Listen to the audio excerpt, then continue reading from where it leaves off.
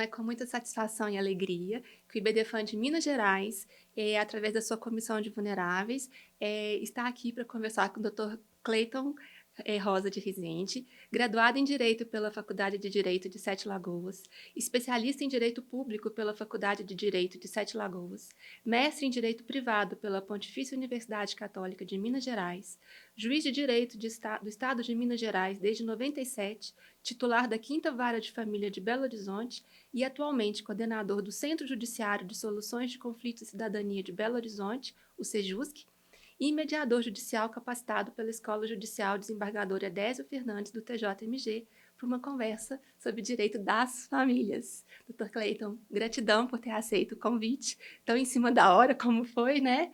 Estou muito feliz que o senhor está aqui.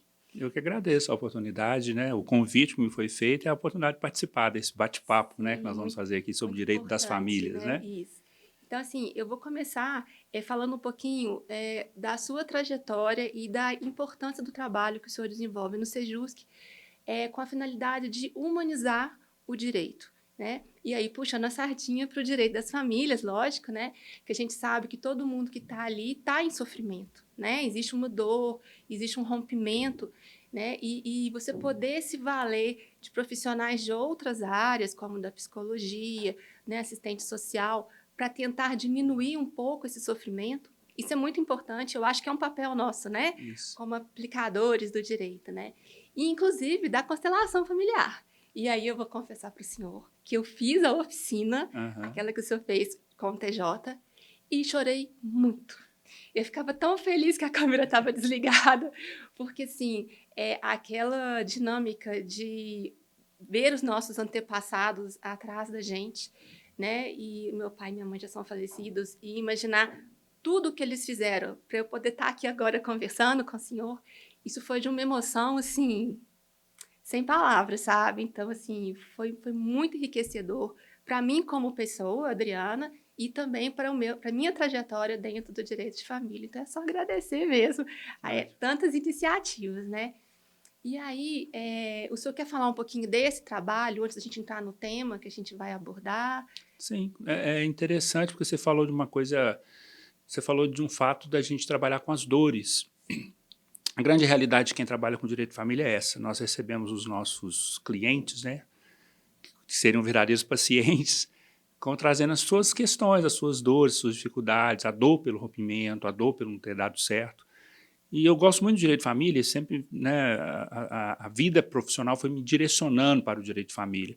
E eu sou titular da Quinta Vara de Família desde 2011, mas eu já estava trabalhando já de 2007 a 2010, eu fiquei substituindo lá na Quinta Vara mesmo.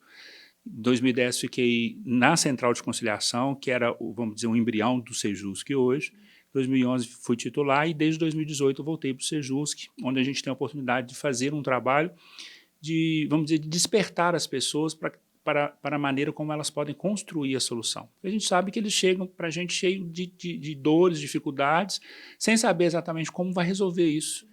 E, inclusive, apostando no direito como uma moeda de solução, como se o direito tivesse fórmulas mágicas, alguma coisa que pudesse mudar a vida deles, e sem perceber que a mudança está justamente na mão deles e que nós somos meros ajudantes, nós somos meros, vamos dizer, direcionadores para essa solução. Então, o que nós viemos fazendo, principalmente nesses 6 últimos anos, praticamente 6 anos que eu estou no Sejusc, que é aperfeiçoar ou buscar recursos, buscar uma forma de atuar olhando para isso.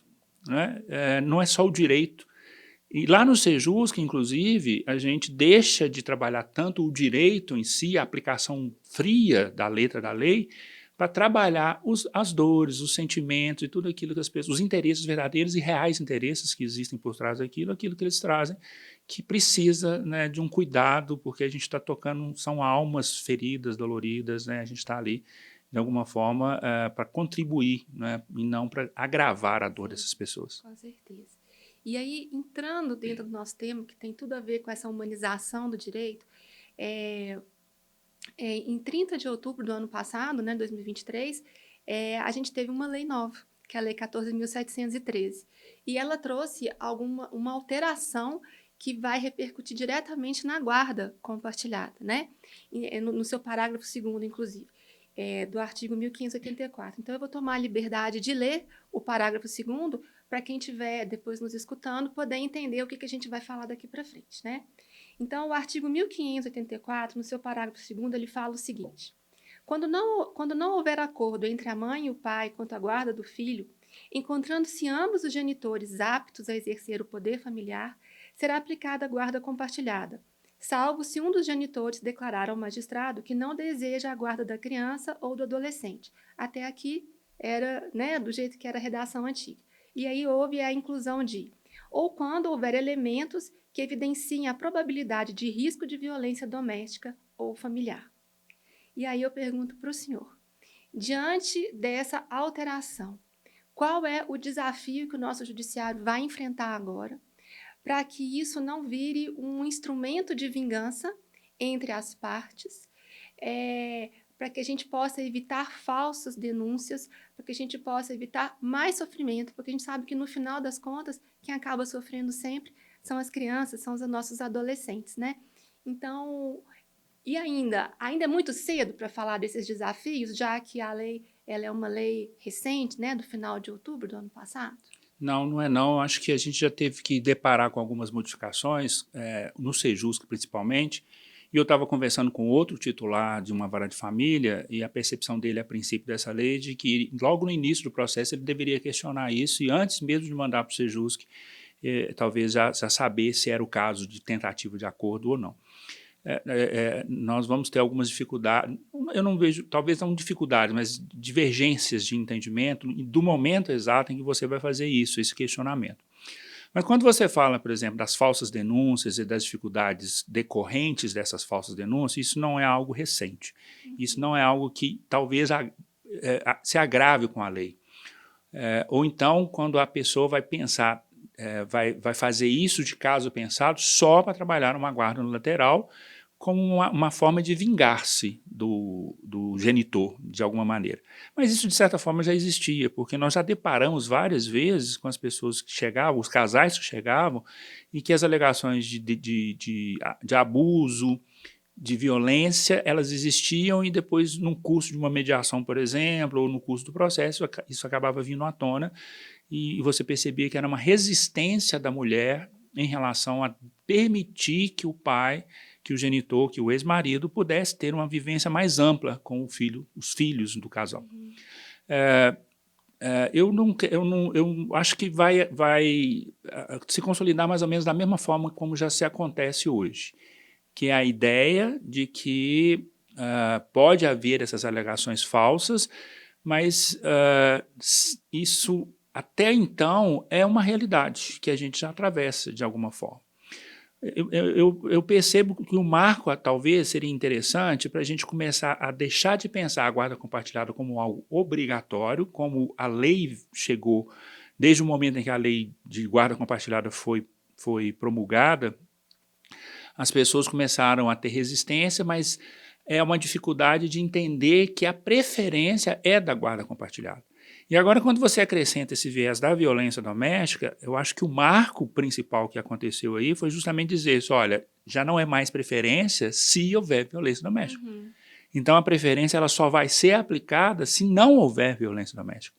Então, nós precisamos dividir bem isso. Vai ser guarda compartilhada preferencialmente sem violência, havendo violência, não vai poder aplicar a guarda compartilhada.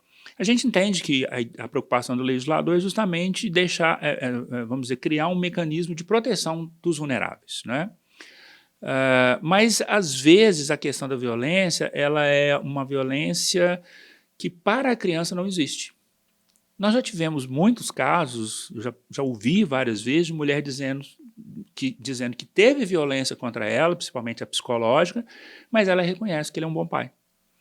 Então, não é exatamente o detalhe da questão da guarda compartilhada, se vai ser, se não vai ser, que vai definir isso. Isso vai depender muito de como o casal chega até nós, de como eles vêm para esse momento.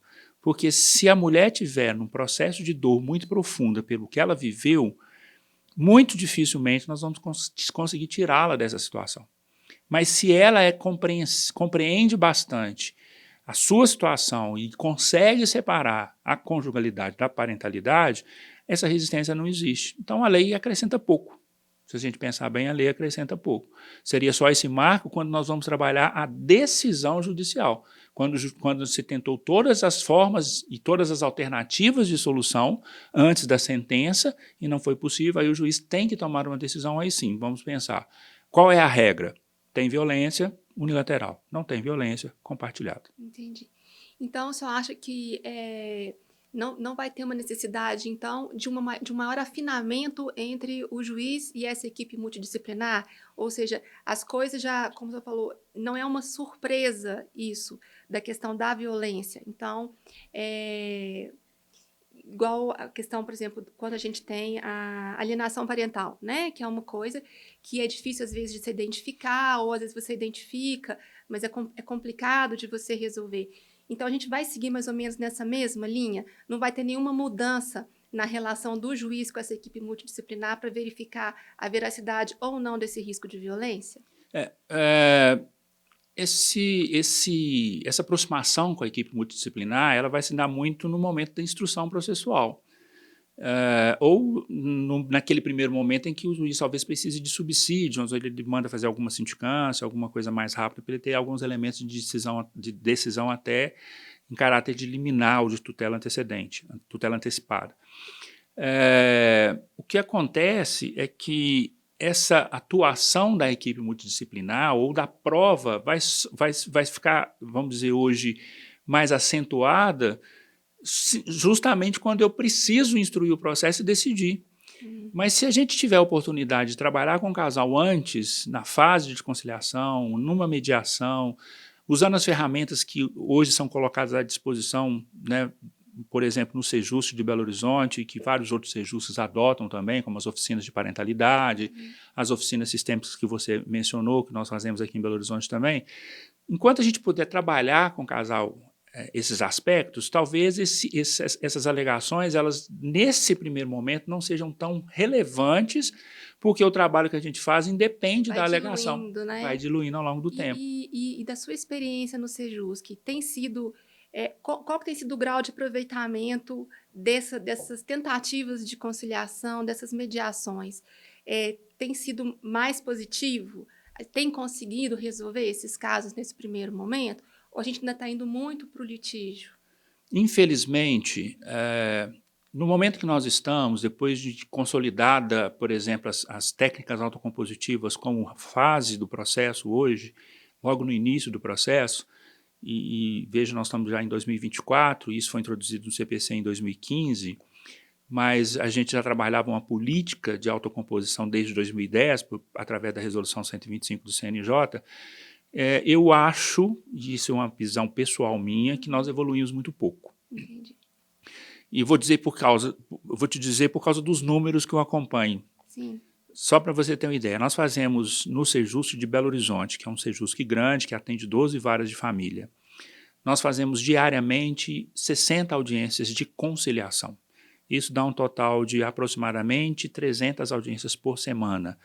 Vai dar mais ou menos 1.200 audiências por mês de conciliação só da vara de família. Eu não estou nem computando aqui os da vara civil, que é um volume um pouco maior. Então, se você pensar em 300, 1.200 por mês, se eu pegar os números de mediação ou de partes que aceitaram participar de alguma ferramenta autocompositiva, é infinitamente menor. Nós, às vezes, trabalhamos, eu não trouxe os números de 2023, mas nos anos anteriores nós chegamos a ter aproximadamente 500 casos de mediação por ano. 500, 600 casos de mediação por ano. Então, se você pensar de 300 por semana para 500 por ano, o número de casos de mediação é pequeno. E existem muitos fatores que impedem que a gente consiga desenvolver mais. Talvez as pessoas ainda não estão conscientes da importância disso. Ainda, né? Existe uma resistência do mundo jurídico, né, principalmente do mundo jurídico, e existe a resistência das partes, mas porque elas não entenderam o benefício da ferramenta. Falta informação? Creio que sim. Eu acho que talvez o maior obstáculo que nós temos é de informação inclusive para o profissional. Sim. Porque às vezes quando a gente questiona na sessão de conciliação o interesse das partes em participar de uma sessão de mediação, eu já ouvi muitos advogados responder, não, nós já tentamos. Eu pergunto, você tentou mediação? Não, nós tentamos fazer acordo. Não estou tentando, não estou falando de fazer acordo. Estou falando de fazer uma mediação que usa técnicas apropriadas para que nós possamos mudar esse quadro que as pessoas chegam aqui. Porque elas chegam num quadro em que o conflito está muito escalado ou tende a escalar e que o processo tende a piorar, não resolver. Então, a dificuldade, às vezes, é de conhecimento. Então, é uma falta de preparo do advogado e da própria parte que não tem o conhecimento do sistema e acaba indo no que o advogado orienta, porque elegeu ele como né, o seu representante, e aí ele vai... Nós temos no Brasil hoje a cultura da litigiosidade, né? Mas o senhor não acha que isso tem melhorado um pouquinho, não? Muito pouco. Eu vejo isso como muito pouco melhora, porque as pessoas ainda olham umas para as outras e costumam dizer aquela célebre frase, né? Nos vemos no tribunal. Como se a única forma de resolver os problemas fosse no tribunal. Então, a gente vê que, às vezes, falta um pouco de diálogo, comunicação, bom senso, de resolver coisas pequenas no diálogo, na base da comunicação, e, às vezes, prefere ir para o judiciário porque o judiciário vai resolver o meu problema. Então, É engraçado, porque assim, eu lá no escritório, quando recebo os clientes, eu falo assim, olha, eu não sou uma advogada beligerante, porque eu acho que ainda tem aquele estereótipo de que o advogado bom é aquele que briga, né? Isso. E a gente não faz mais isso hoje em dia, né? Inclusive, eu tive que conversar uma vez com uma advogada da outra parte, e ela estava muito assim, eu falei com ela, doutora, o problema não é entre a gente, né? Vamos conversar e vamos tentar resolver o problema. E ficamos amigas. Mas, assim, eu acho que essa mentalidade a gente tem que ir cultivando, né? De que a gente não precisa de sair brigando, nem agredindo o outro, né? Isso. A gente pode tentar, e aí fica até um convite para todo mundo de estudar um pouquinho mais a mediação, né? A composição, para que a gente possa ser menos beligerante daqui para frente, né? O advogado que conhece a mediação, ele consegue ver na prática, na sua prática, que isso muda a sua atuação. E não é só para levar as partes para a mediação. Na realidade, ele vê que a própria atuação dele se modifica quando ele sabe como receber, como mapear o conflito, como identificar os interesses e necessidades que estão por trás daquela alegação. Porque quando a parte chega assim, existe violência, e eu não quero que ele se aproxime do meu filho. O que a parte está querendo dizer com essa informação? Não é só isso. Existe muito mais por trás dessa informação.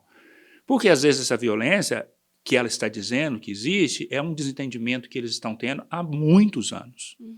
E que ela suportou durante muitos anos. E que talvez fosse um modo de convivência daquele casal. Né? E aí ela chegou a um momento e falou, não quero mais isso. E não quero que meu filho também passe por isso. Mas, de repente, é apenas uma forma de dizer algo que está por trás e que não vai vir para o processo. O mais interessante dessa história toda é que o que ela traz, em termos de alegação, é algo que provavelmente não vai aparecer no processo. Né? Isso é difícil, né? Mas... É a nossa vida, né, de advogado. Nosso trabalho é esse. O profissional do direito trabalha com isso. Mas ficaria até mais leve, né? Porque quantas vezes a gente chega em casa com aquela carga, né? Exato. Não tem como você não sentir a dor de quem está na sua frente falando. Exato. Ainda mais quando a gente é mãe, quando a gente é pai, porque, né, eu sempre chego em casa e penso, ai, que bom que a minha família não é perfeita, mas tá tudo bem, né? Porque de alguma forma tudo funciona, né? Doutor Cleito, voltando aqui para nossa Lei 14.713, queria fazer mais uma pergunta para o senhor. Quando a lei foi promulgada, a gente viu várias pessoas do direito vindo a público dar as suas primeiras impressões, porque tudo é novo, né? E a gente viu dois grupos distintos de opiniões. Algumas pessoas que entendiam que seria contraditório vítima e algoz serem responsáveis, pela educação daquela criança ou daquele adolescente, né, já que teria aquele histórico de violência como a gente está falando de violência familiar, a gente está falando de uma violência que é direcionada às mulheres, né, principalmente. Então, que ele não seria uma boa referência para aquela criança. E existe já um grupo que entende que conjugalidade e parentalidade não se misturam de forma alguma. Então, que não haveria nenhum empecilho daquele agressor ser um bom pai. E ambos se pegam na mesma justificativa, o melhor interesse da criança. Né? Então, um entende que o melhor interesse da criança é ter aquele pai presente, dividindo todas as decisões da educação daquele filho, e outro que entende que não, ele não poderia, ele deveria exercer a paternidade, mas não a parentalidade, porque ele não seria uma boa referência. Eu sei que é uma pergunta difícil, e aí eu vou fazer a pergunta não para o juiz, né, mas para o Dr. Cleiton Pessoa. Qual o seu posicionamento frente a isso? Existe um certo ou um errado nessa história? Porque eu confesso que eu já flutuei para os dois lados. Quando eu leio um, eu falo, mas tem razão. Aí quando eu falo assim, mas tem razão. Existe um meio termo nessa história, será? Quando a gente fala de doutrina, a gente vai pelo lado do geral, é generalista. Então, você faz uma análise do dispositivo de lei para aplicação geral, mas cada caso é um caso. Então, quando você pega um caso específico em que existiu a violência psicológica, por exemplo, mas a gente sabe que essa violência psicológica ela pode ter sido pontual, essa violência psicológica pode ter sido uma consequência daquilo que o casal já vinha vivendo de alguma forma. Eu sempre costumo dizer que a violência não é algo que surge de um dia para o outro. A violência, ela certamente é a consequência de algo maior que já está vindo acontecendo naquele relacionamento. Ninguém chega em sã consciência agredindo o outro do nada, né? Então você imagina, e eu já vi isso, já conversando com o casal, a gente pergunta há quanto tempo vocês estão nessa situação? Aí eles relatam anos, vários anos que eles já estão nessa situação, e talvez eles chegaram ali, foi uma gota d'água. Mas existem os casos que são pontuais, então eu não posso simplesmente me nortear pelo geral em casos específicos.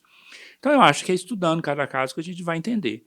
Eu consigo visualizar, sim, que é possível separar a conjugalidade da parentalidade, porque eu já ouvi muitas mães dizendo, não, o meu problema é com ele é um bom pai. Então, quando ela diz que ele é um bom pai, ela reconhece e ela separa que o problema que ela, mulher, tem com aquele homem é diferente do problema que aquela criança tem com o pai. E, às vezes, com a criança, ele é muito mais cuidadoso do que com ela. Mas mesmo em casos de violência física?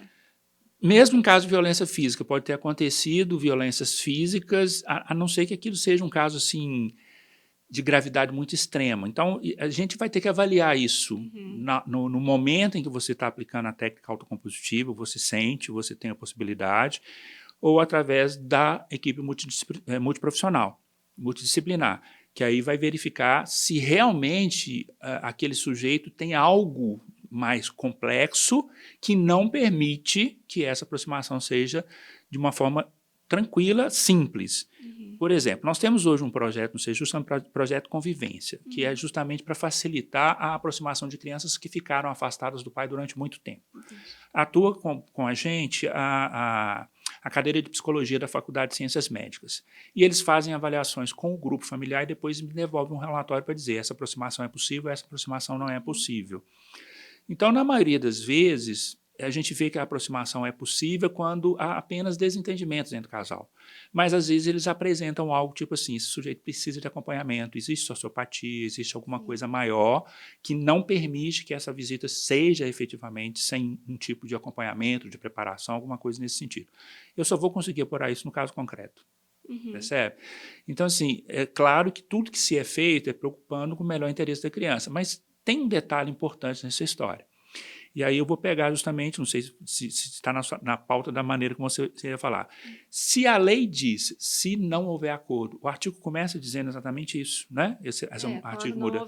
Quando não houver acordo. E eu sempre penso o seguinte, a mãe chegou para mim e falou o seguinte, eu concordo que o pai pega a criança nos finais de semana. Quem melhor do que ela para avaliar se é possível ou não é possível? Eu sempre me norteio por isso. Se ela concorda, ela conhece aquele homem melhor do que nós todos, ela sabe quais são as possibilidades daquilo que vai acontecer, ela entende se a criança está ou não em risco e ela diz para mim, não, eu confio, nesse caso nós podemos fazer. Eu vou pela fala da mãe. Né? Talvez as pessoas vão dizer, mas será que ela não está no momento de vulnerabilidade, aceitando esse acordo? Não, a gente consegue identificar aquilo que a mulher está em condição de fazer daquilo que a mulher não está em condição de fazer. Porque a gente já percebeu em algumas medidas que quando a mulher não está em condição de fazer acordo, eu sou o primeiro a encerrar a sessão. Quando eu percebo que ela não está... Ela pode estar sendo ameaçada para tomar aquela decisão. Exatamente. E eu oriento os conciliadores nesse sentido. Percebeu algo, chama, a gente vai. Então, eu já tive vários casos em que eu percebo, não, essa mulher não está em condição de fazer acordo, não vamos fazer, prossegue. Não, essa mulher está em condição de fazer acordo, a gente consegue, naquele primeiro momento, fazer essa identificação. Então, eu sempre me norteio por isso, se ela que é a mãe, que ela que é a pessoa que conhece melhor do que ninguém aquele homem, porque ela conviveu com ele durante muito tempo. Se ela diz que pode, por que eu vou dizer que não? Entendi. Entendeu? E naqueles casos em que a gente percebe algum tipo de violência para fazer essa reintrodução, igual o senhor falou, aí então ela começa gradativa, né? Com Sim. acompanhamento, até ver que aquele pai não oferece nenhum. É um projeto... Certeza absoluta a gente nunca vai ter, nunca vai né? ter. Mas que pelo menos existe uma proposta de melhora ali dentro daquele núcleo familiar. Esse projeto que eu mencionei é um projeto ainda está experimental, a gente tem uns 2 anos que ele está acontecendo, o número de atendimentos é pequeno ainda, são poucos casos que nós trabalhamos, mas é algo especificamente para aqueles casos em que o afastamento foi prolongado, porque a criança, você pega a criança assim, a criança tem 5 anos que não vê o pai, não, amanhã você vai para casa do Já seu nem pai. sabe mais quem que é o pai, né? Amanhã você vai para casa do seu pai. Então a gente avalia esse processo de reaproximação, o projeto é basicamente para isso. Nesses casos em que houve, por exemplo, uma violência, um afastamento do pai da casa por causa de medida protetiva aplicada no juizado da violência doméstica, em alguma situação assim. E quando ele vem buscar, né, um pedido de regulamentação da convivência, ou então quando na ação de divórcio ele fala, eu quero ver o filho, eu quero ter a oportunidade de participar e conviver com a criança também, aí que a mãe alega, que vem com a alegação de violência doméstica, aí sim a gente vai ver que tipo de atuação a gente vai fazer. O senhor falou que são poucos casos, poucos atendimentos ainda, porque está em implementação o projeto, ou porque o tribunal não tem ainda um número suficiente de profissionais dessa área para fazer esse tipo de atendimento? Na verdade, esse é um projeto feito com a Faculdade de Ciências Médicas, então quem atua no projeto são as professoras e os alunos. Então, eles É têm uma disponibilidade deles. Isso, a gente depende deles. Foi uma parceria que foi feita, porque esse tipo de trabalho os psicólogos judiciais não conseguem fazer. Em Belo Horizonte, por exemplo, quando eu fui para o Sejusc, tem quase 6 anos que eu estou lá, a gente estava aguardando um simples laudo da Central de Serviços Sociais de Psicologia por mais de 6 meses. Então, assim, o volume de trabalho dos psicólogos e assistentes sociais é muito grande. A gente não consegue um trabalho em que eles possam fazer um acompanhamento mais próximo disso e as avaliações necessárias para que a gente possa fazer essa reaproximação. Então, a gente não consegue fazer isso no judiciário. Entendi. Se essa reaproximação for feita, ela terá que ser feita com acompanhamento de alguém, talvez indicado de modo particular pelas partes. E que às vezes fica difícil financeiramente, Exatamente. né? Então fica aí o convite para as faculdades, né? Exato. Fazerem mais parcerias com o tribunal para que a gente possa O interesse é ajudar, né? O interesse é ampliar esse projeto com outras faculdades. A gente hoje trabalha com as ciências médicas, mas eu sei que nós já tivemos interesse da UFMG, interesse da UNA de fazer essa parceria conosco também, mas por enquanto a gente não conseguiu expandir o programa, não. Isso é muito bacana porque eu acho que até para a própria família isso dá um incentivo, né? De tentar dar uma calmaria naquela angústia que é viver, né, essa ebulição aí desses desgastes todos. É o judiciário trazendo ferramentas que facilite a solução do conflito, efetivamente. Você tocou em pontos importantes desde o início da nossa conversa, que é justamente de como resolver algumas questões que o direito não consegue. Eu costumo brincar nas oficinas sistêmicas que eu faço e fazer a pergunta, né, a sentença traz paz? E a verdade é que nem sempre a sentença traz paz. Antes de estar no Sejusc, eu já brincava com as partes em audiência, falei assim, você acha que eu vou abrir a minha gaveta aqui agora, vou tirar uma varinha mágica, vou bater na cabeça desse sujeito e ele vai virar outra pessoa? Não existe.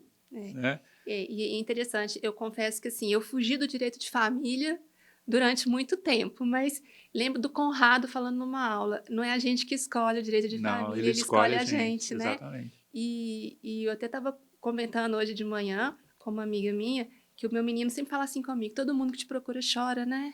Eu falei, ou porque morreu alguém ou porque o casamento acabou. Né? É na percepção dele quando ele era menorzinho, né? E essa escuta amorosa, isso me seduz no direito, né? Essa coisa de ser humano, de trazer essa humanidade, né? Porque aplicar a lei é muito fácil, né? Você vai ali, olha isso, pronto, acabou. E não é isso que as pessoas estão procurando. Como o senhor falou, elas estão procurando uma solução mágica, né? E, às vezes, o simples ouvir o cliente, né, deixar ele contar a história dele, lógico, longe de mim ser psicólogo, porque eu não sou, mas aquele momento de desabafo que você tem ali dentro da sala com ele, às vezes ele sai muito mais tranquilo dali, né, com uma esperança de que algo possa se resolver, lógico, nem sempre do jeito que ele gostaria, mas pelo menos de uma forma menos drástica do que poderia ser, né? Então, assim... Esse é um aspecto da mediação que eu gosto de chamar a atenção dos advogados. Quando a gente é mediador, e eu percebo essa diferença porque antes de ir para o Sejusc eu não era mediador, eu fazia sessões de conciliação, eu fazia as audiências de conciliação, ao meu modo e ao modo que eu entendia que eram corretos, mas que na realidade depois que eu fui entender que existem técnicas para isso, a gente vai perceber, puxa vida, ao longo de 26 anos de carreira, só agora que eu fui, não 23, era bem assim, não era né? bem assim, né? Imaginar que aquilo que eu fiz no início de carreira, né, que era aquela forçação de barra, vamos dizer assim, era uma forçação de barra, vamos fazer acordo, por que não vai fazer? A gente quer resolver, quer né? resolver, é um Vamos processo a menos, essa coisa toda. Então, depois que você compreende a técnica de mediação, você aprende a ouvir, você aprende a fazer as perguntas corretas, você aprende a entender aquilo que está por trás da fala da pessoa. E isso faz com que você tenha uma atuação diferenciada. Sim.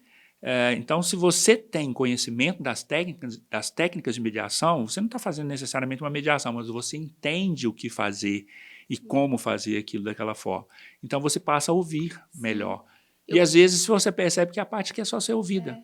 Eu fiz uma vez, eu participei de um workshop do Ministério Público com uma psicóloga de São Paulo e ela falava assim, a gente tem que deixar a pessoa falar e não fazer as perguntas, justamente para você não induzir a que ela fale aquilo que você quer ouvir, que você já está com uma ideia pré-concebida, né? Então, deixa a fala livre, porque aí ela vai trazer a verdade dela, né? E não induzir, igual você falou assim, de fazer o acordo, de forçar aquilo ali, porque aquilo ali é o melhor, que a gente acha que é o melhor. Exato. Não necessariamente é, né? Exatamente. Doutor Cleiton, vamos caminhando para o final. Okay. Eu agradeço em nome da Comissão de Vulneráveis e do IBDFAN de Minas Gerais a sua disponibilidade, seu carinho de ter aceitado o convite.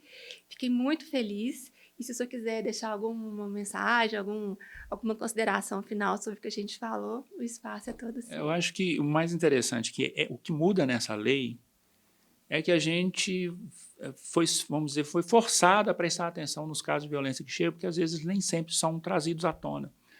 Então, hoje, por exemplo, a gente tem questionado antes de começar a sessão de conciliação, tem violência doméstica? E nesse questionamento a gente pergunta para as mulheres, né, se tem violência doméstica e se isso te impede de fazer o acordo. Se ela fala assim, não, tudo bem, eu consigo, dá para fazer, a gente prossegue, se não está, a gente não prossegue. Então, talvez o que a lei veio acrescentar na nossa prática, na nossa percepção, na nossa visão, é justamente de começar a olhar para as questões, porque às vezes a gente sai decidindo e fazendo as coisas assim afoitamente, porque o volume às vezes é grande, a quantidade de pessoas em situações semelhantes é muito grande, que nos procura o advogado e quer chegar até o judiciário, é grande e talvez a gente não perceba que existem informações importantes que não são trazidas. Às vezes até o próprio advogado nem sabe disso, né? Pode acontecer sim, de não ter essa informação. Então, acho que é importante essas percepções que a gente traz para os ouvintes, de alguma forma, para perceber a questão da violência, ela existe, é um olhar diferenciado que nós vamos ter naquele tratamento daquele caso, especificamente no tratamento daquele caso. E aí talvez a mensagem vai fechar a porta para a convivência? Não necessariamente. Né? É só para que a gente preste atenção nos cuidados a mais que precisa de ter com aquele caso. Se precisa de ter algum tipo de acompanhamento, precisa de ter algum tipo de direcionamento, como fazer que aquilo funcione, como fazer que a comunicação exista, e isso só é possível se a gente aprender as técnicas autocompositivas. Sim. Tá? Muito obrigada. Eu que agradeço. Muito obrigada.